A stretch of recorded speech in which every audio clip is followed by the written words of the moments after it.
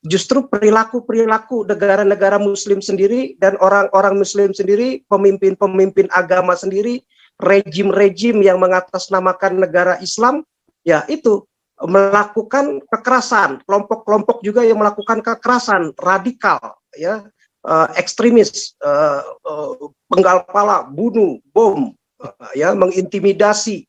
Nah, itu yang membuat mereka muak, ya, kok ikut Tuhan ajarannya seperti ini, harus membunuh orang, harus membom orang, harus mengintimidasi orang, harus melakukan kekerasan, hal-hal yang siapapun secara nalar dan logika manusia yang tidak beragama dan tidak sekolah sekalipun, ya, mereka bisa bernalar dan berlogika ini tidak benar, ya otomatis lah mereka cari dan mereka mendapatkan. Nggak ada satupun kebenaran yang bisa dipercaya kalau model-model pengajaran yang seperti ini dan historis seperti ini. Dan mereka saya ngapain sekarang? Ya. Karena udah pengen 45 menit ya, silakan. Di laptop. Ya. Jadi Arab mulai meninggalkan Islam. Ya. Oh, amin. Jadi bukan saja Arab. Ya, Pak Teddy. Amin. Iya. Ya, jadi kenyataannya bukan Arab saja yang meninggalkan Islam, seluruh kawasan Timur Tengah sekarang meninggalkan Islam. Ya, Kuwait, Uni Emirat Arab, ya, Tunisia segala, dan negara-negara Islam di Afrika, di Asia, ya. Bahkan imigran-imigran yang lari ke Eropa, ke Amerika, semua rata-rata meninggalkan Islam.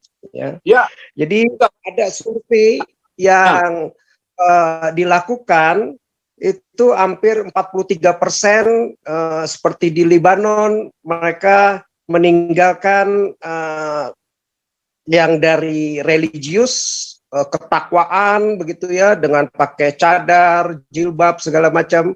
Mereka mulai berani untuk lepaskan, ya. Mereka lepaskan lagi yang dulu masih malu-malu, takut-takut, mempermalukan keluarga. Sekarang mereka mulai berani speak up, ya, di publik, sehingga menyatakan identitasnya bahwa sudah nggak mau lagi dibodohi oleh agama, ya. Nah, jadi di Iran juga lewat satu survei itu 47% mereka sudah meninggalkan dari religius Islam ke non religius. 43% dari 47 itu, 43%-nya itu perempuan, 50%-nya laki-laki. Umur 20 sampai 29 itu 52%. Umur 30 sampai 49 46%. Umur 50 itu 41%. Mereka menyatakan meninggalkan, ya, untuk beralih ke agama yang lain atau kepercayaan yang lain, ya.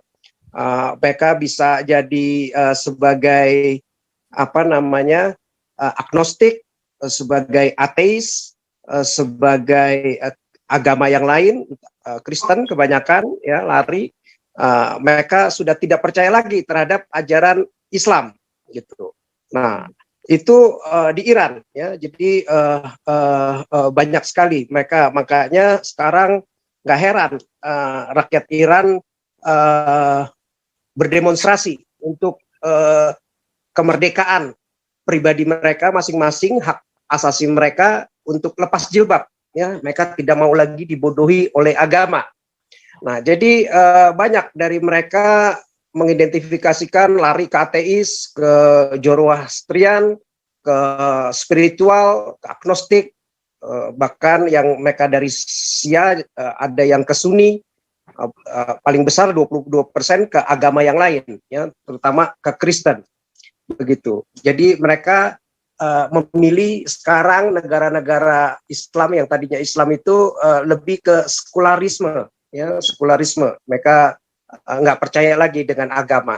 Nah, kenapa mereka tidak percaya terhadap agama? ternyata faktor yang paling luar biasa kan ya seperti kita ini thanks to the internet ya, zaman digitalisasi ini membuka semua tabir yang selama ini ditutup-tutupi begitu ya. Nah, cerita-cerita yang selama ini aib ditutup-tutupi, tidak pernah diceritakan, sekarang terbongkar dengan internet ya, dibuka, bisa diakses semua, dan dengan kemajuan teknologi juga ekonomi, sehingga warga-warga orang-orang muslim yang bersekolah sehingga memiliki kemampuan membaca literasi yang lebih baik lagi gitu ya. Di negara-negara Timur Tengah, di negara-negara Iran, mereka punya pendidikan yang bagus, akhirnya dengan literasi itu mereka bisa menyelidiki informasi yang selama ini bisa dibukakan di seluruh internet. Nah, dengan kemampuan akhirnya bukan saja menghafal, ya, karena kalau menghafal nggak mampu mempunyai kemampuan analisa dan research, mencari data informasi, ya, fakta dan kebenaran untuk mendapatkan kebenaran yang sesungguhnya, ya kan. Ya, pada dasarnya kan semua orang mau diselamatkan, bukan ditipu, ya, atas nama kebenaran. Akhirnya mereka mendapatkan kebenaran dan akhirnya mereka memberanikan diri, ya. Jadi kata Egy Sujana kalau berapa puluh tahun yang lalu, ya saya percaya bahwa Muslim mungkin 99% di Indonesia, tapi sekarang mungkin tinggal 80, jangan-jangan sekarang udah 75-70% akan terus tergerus karena dengan internet, digitalisasi, gampang semua diakses, data-data itu mengungkapkan. Dan faktor yang terbesar selain internet itu dengan data informasi bisa diakses, justru perilaku negara-negara Muslim sendiri dan orang-orang Muslim sendiri, pemimpin-pemimpin agama sendiri, rejim-rejim yang mengatasnamakan negara Islam, ya itu melakukan kekerasan, kelompok-kelompok juga yang melakukan kekerasan radikal, ya, ekstremis, penggal kepala, bunuh, bom, ya, mengintimidasi. Nah, itu yang membuat mereka muak, ya, kok ikut Tuhan ajarannya seperti ini, harus membunuh orang, harus membom orang, harus mengintimidasi orang, harus melakukan kekerasan, hal-hal yang siapapun secara nalar dan logika manusia yang tidak beragama dan tidak sekolah sekalipun, ya, mereka bisa bernalar dan berlogika ini tidak benar, ya otomatis lah mereka cari dan mereka mendapatkan. Nggak ada satupun kebenaran yang bisa dipercaya kalau model-model pengajaran yang seperti ini dan historis seperti ini, dan mereka dengan confirm berani meninggalkan, ya, dimulai dengan para para ilmuwan mereka, para intelektual mereka, ya, sarjana S2 S3 mereka, doktor, profesor, sehingga melahirkan literasi yang akhirnya bisa, ya benar, ini sesuai dengan fakta dan semua informasi yang disajikan sesuai. Akhirnya mereka berbondong-bondong. Ya, kita berharaplah Indonesia juga semakin banyak, ya, lewat internet ini. Anak-anak milenial juga sekarang semakin lumayan, yang dulunya sekolah mungkin kemampuannya baru SMP, SMA, nah sekarang mulai ke S1 atau minimal lulus SMA. Dengan internet ini mulai dibantu lagi percepatan data informasi apapun bisa diakses, sehingga semakin orang cerdas dan memilih untuk hidup dalam yang benar begitu, ya, nggak mungkin melakukan kekerasan, kejahatan, intimidasi, diskriminasi, mengkelas duakan orang lain, ya, nggak sesuai dengan humanity, kemanusiaan, nggak sesuai dengan keadilan, ya, yang beradab, ya, yang berbudi luhur, yang moral yang baik, yang punya integritas. Nggak mungkin lama-lama takiah, kebohongan atas nama agama, memperjuangkan agama, akhirnya dikalahkan oleh nalar logika yang baik, ya. Akhirnya itulah yang membuat banyak meninggalkan ajaran-ajaran Islam ini, ya. Jadi Timur Tengah otomatis pendidikannya jauh lebih baik dibanding Indonesia.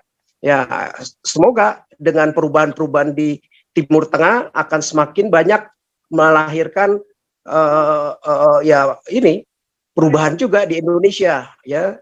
Kita berharaplah yang diprediksikan 2035-2045 justru Islam semakin ditinggalkan dan jadi minoritas begitu, karena nggak mungkin lagi ada kebenaran untuk melakukan intimidasi, kekerasan, penutupan gereja yang tidak adil, diskriminasi itu sebagai ajaran Tuhan, rahmatan yang Tuhan ajarkan. Nggak mungkin begitu, nggak ada kedamaian di dalam ajaran yang model seperti itu. Dan para intelektual Muslim sendiri menyadari, ya, para radikal-radikal ini, kekerasan-kekerasan ini, ustadz-ustadz ulama yang mengajarkan intimidasi, penutupan gereja, kekerasan seperti Somad, seperti Rizik, seperti Ba'asir, mau mendirikan Islam dengan khilafahnya segala, yang mendapatkan pertentangan, perlawanan, ya, dari Islam-Islam itu sendiri, begitu ya. Apalagi mereka yang nasionalis, yang cerdas, sekarang mulai berani bersuara, ya, di sosial media pun mereka berani mengkonter sekarang, karena itu ajaran yang benar-benar membagongkan, begitu ya. Nah, jadi kita berharaplah lewat hal-hal seperti itu banyak perubahan. Tadi Pak Paul sudah mengatakan banyak, ya, ya, dari tadi masalah kekerasan,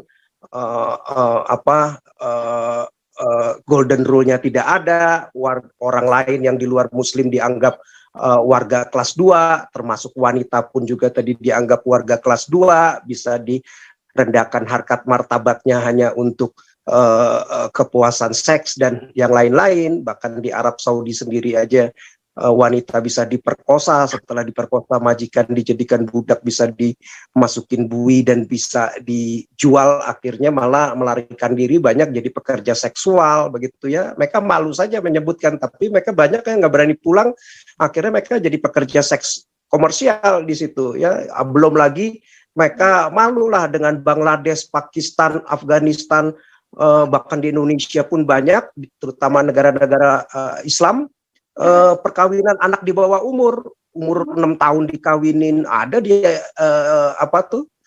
di Pakistan bahkan umur 5 tahun, 6 tahun saja sudah dikawinin, ya. Lakinya ada yang umur 12 tahun, ada yang 50 tahun, ada yang 60 tahun, mengawini anak di bawah umur, ya kan, memalukan begitu ya, karena mereka melakukan ini kalau syariat agama tidak ada yang salah, seperti Puji itu. Jadi orang-orang yang cerdas yang sekarang disuguhkan informasi yang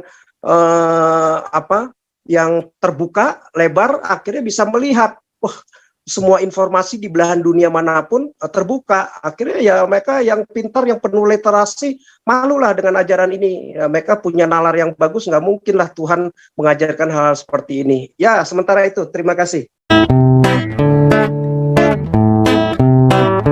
Kau bilang kau menang debat, lawan domba yang sesat. Kau bilang banyak yang tobat.